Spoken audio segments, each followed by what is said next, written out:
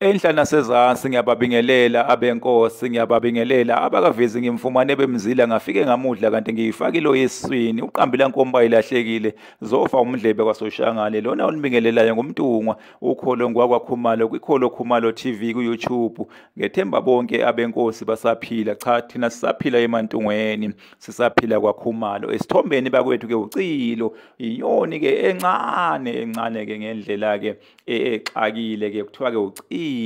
ingenye ke inyoni ke eyincane ke ngokwakheka ke emhlabeni ke jikelele ke incane ke ngosayizi njengoba nibona ke esithombeni incane kakhulu ke le nyoni ke kuthiwa ke uCilo nina bezulu eliphezulu ke ngesizulu. Kusuke kushiwo ke yona kanye ke le nyoni ke sishweni ke sesizulu ke uma ke kuthiwa ke uCilo ke uyishaye ke endukwini okuyisisho ke sichaza ke isimo ke lapho ke kwenzeke khona ke inhlanhla ebikade ke ingalindelwe kuye ke kuthiwe ke uCilo uyishaye ke endukwini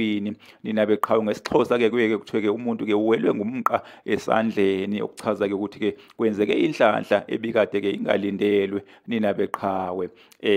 Ngesizulu ke kuthiwa ke uCilo uyishaye ke endukwini kushiwo ke ngoba phela ke akukho lula kulukhuni ke kubafana kube ke bawushaye ke uCilo lapho ke bejikijela ke ngezagila ke ngeinduku ngenxa yobuncane ke bawo nina beqhawe nina bezulu eliphezulu. Kukhona ke nesaga ke esithi ke uCilo akafiza idubulo nina beqhawe, uCilo ke akafike idubulo ke esichaza ke